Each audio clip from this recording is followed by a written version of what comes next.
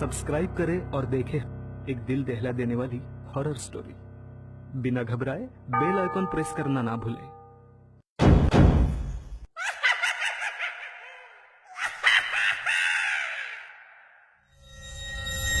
इस कहानी के लेखक है आदित्य नीला Dilip Nimkar.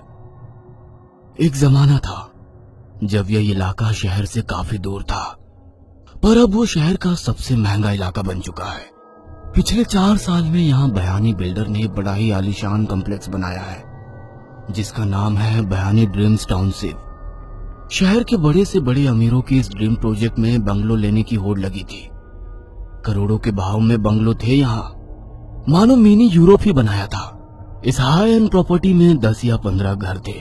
Club, swimming pool, lawn, garden, restaurant, supermarket, सब कुछ था। शेट्टी फैमिली यहाँ रहने आई तब उनके 9 साल छोटे बच्चे केशु को सबसे पसंद आई। वो चीज थी वहां पे खड़ा बेजुका। वैसे तो पुराना लग रहा था, पर बहुत ऊंचा। उसका लाठी जैसा बदन, जिस पे मैला सफेद ढीला सा कपड़ा, घास फूस के हाथ और वो मटकी पर बनाया चेहरा। उसे देखकर केशु चौंक गया। ऐसा खिलौना उसने कभी नहीं देखा था। उसके बारे में अपने पिता से उसने पूछा तो उसे पता चला उसे स्कैरक्रो कहते हैं।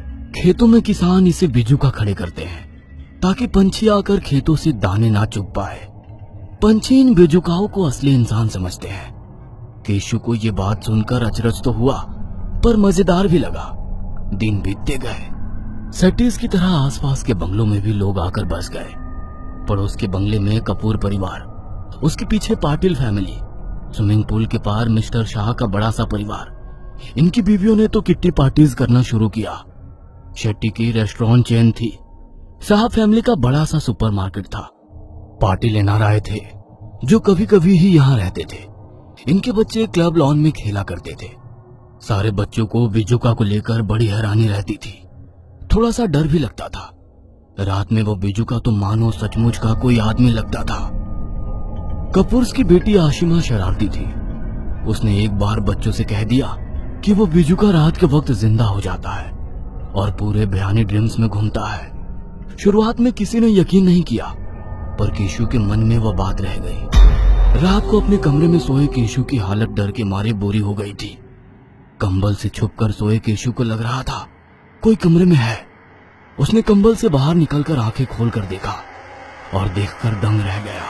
सामने की दीवार पर एक साया दिख रहा था। वो साया बिजुका का ही था। केशु की चीख निकल गई। मिस्टर शाह की बेटी हेतल को भी कुछ ऐसे ही दिखाई दिया। अपनी खिड़की में रात के 2 बजे उसे कुछ चलते हुए दिखाई दिया। वह यकीनन बिजुका ही था। हेतल डर के मारे रोने लगी। दूसरे दिन ये कहानी अब आशिमा ने सुनी तो जोर जोर से हंसने लगी। वो बोली कि ये सब झूठ था, डरपोक हो तुम लोग। पर अब उस पर कोई यकीन नहीं कर रहा था।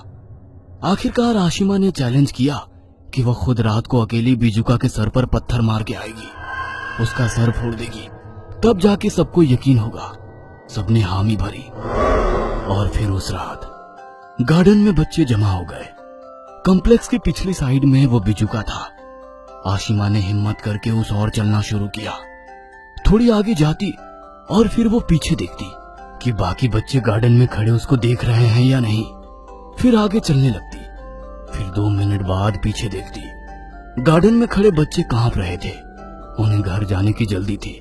अपने पेरेंट्स को बिना बताए ही वो रात को यहाँ आए थे, और कॉम्प्लेक्स की सिक्योरिटी हाईटेक होने के कारण घर वालों को बच्चों की फिक्र नहीं थी। पर पेरेंट्स को भी कहाँ पता था कि इस कॉम्प्लेक्स में कुछ ऐसा था जो हाईटेक सिक्योरिटी के ताकत से भी बाहर था। आशिमा आगे चल रही थी।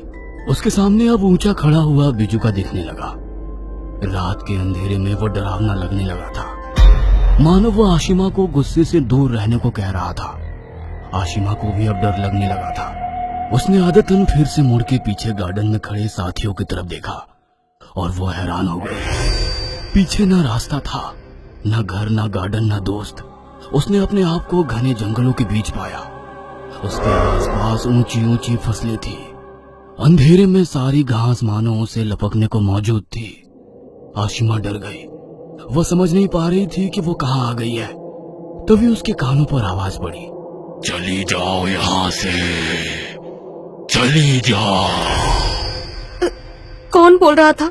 आसपास तो कोई नहीं था। आशिमा ने मुड़कर देखा तो आवाज बिजुका से आ रही थी। आशिमा के होश उड़ गए और वो वहीं पर बेहोश होकर गिर पड़ी। दूसरे दिन जब आशिमा ने आंखें खोली तो वो अपने रूम में थी। उसे वॉचमैन और सोसाइटी के लोगों ने उठाकर घर पर लाया था। बिजुका वहीं के वहीं था। ना उसके पास कोई पेड़ था ना जंगल। आशिमा के बात पर कोई विश्वास नहीं कर रहा था, पर आशिमा के जैसे ही एक्सपीरियंस बाकी लोगों को भी जल्द आने वाला था। फिर एक दिन सुपरमार्केट के गोडाउन में धान की गोनियां रखने के लिए एक ट्रक आया।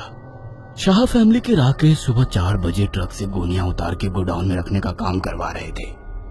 काम खत्म होने के बाद वो अपने घर की तरफ निकल पड़े। घर ज्यादा दूर नहीं था, कॉम्प्लेक्स में ही था। सुबह के 5 बजे थे और रास्ते में कोई नहीं था। वह बिल्कुल अकेले थे। सुबह का समय होते हुए भी ऐसा लग रहा था जैसे रात हुई हो। दिन उगने की जगह आसपास घना अंधेरा छाने लगा। पैरों तले कंक्रीट की सड़क कीचड़ में बदल गई और उसके साथ कई लोगों के पैरों की आवाज सुनाई देने लगी। राकेश को बार बार ऐसा महसूस हो रहा था कि उनके आसपास काफी लोगों की भीड़ है। उसके पीछे कई सारे लोग चल रहे हैं। उन्होंने पलट कर देखा तो कोई नहीं था। फिर आगे देख के चलने लगे तो फिर वही भीड़ का एहसास होने लगा। राकेश डर के मारे भागने लगे तो पैरों की आवाज भी उसी रफ्तार से उसका पीछा करने लगी। राकेश को अपना घर सामने दिखने लगा तो वो और तेज घर की ओर दौड़ने लगे, पर जितना वो उस घर के पास पहुंचने की कोशिश कर रहे थे वह घर उनसे दूर होता जा रहा था। दौड़ते दौड़ते राकेश थक कर गिर गए। जब उन्होंने आंखें खोली तो चारों ओर घोप अंधेरा था। वह एक पेड़ के नीचे पड़े हुए थे। ये किस जगह आ गया हूं मैं? उन्होंने अपने आप से पूछा। उन्होंने ऊपर पेड़ की तरफ देखा और उनके मुंह से चीख निकल गई। पेड़ की टहनियों पे पत्ते नहीं थे, बल्कि कई सारी लाशें लटक रही थी। वह लाशें राकेश की ओर देख रही थी। ऐसा लग रहा था कि वो लाशें कभी भी राकेश को अपने साथ पेड़ पे लटका देंगी। राकेश वो मंजर सह नहीं पाए और उन्होंने आंखें बंद कर ली। जब फिर से आंखें खोली तो उनके आसपास बहुत सारी धान की गोनियां पड़ी थी और ट्रक की आवाज आने लगी। राकेश ने उठकर देखा तो वो उसी ट्रक में थे जिसमें से उन्होंने धान की गोनियां निकलवाई थी। वो ट्रक कॉम्प्लेक्स से दूर जा रहा था। राकेश जोर जोर से चिल्लाने लगे, रुको रुको, ट्रक को रोको, ये क्या हो रहा है? मैं यहाँ कैसे आया? वो चिल्ला रहे थे पर उनकी आवाज सुनने को कोई था ही नहीं। शायद उनकी आवाज वो दीवार पर खड़ा कोई सुन रहा था, क्योंकि उसने ही राकेश की तरफ पलट कर देखा। वो कोई और नहीं था बल्कि बिजुका था। राकेश ये देख के दंग रह गए और बेहोश होकर गिर गए। आंखें खोली तो ट्रक के ड्राइवर और क्लीनर उनकी ओर ताज्जुब से देख रहे थे। अरे साहब, आप यहाँ ट्रक में कैसे आ गए? राकेश केवल हैरान होकर देख रहे थे। कोई जवाब नहीं था उनके पास। ड्राइवर ने उन्हें घर छोड़ दिया। फिर भी राकेश की आंखों के सामने पेड़ पे लटकी लाशें और पलट कर देखने वाला बिजुका बार बार नजर आ रहे थे।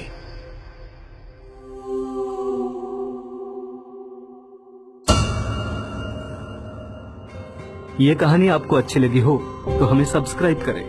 हमारा इंस्टाग्राम और फेसबुक पेज जरूर फॉलो करें। और हाँ दोस्तों, सब्सक्राइब करना भूलना मत।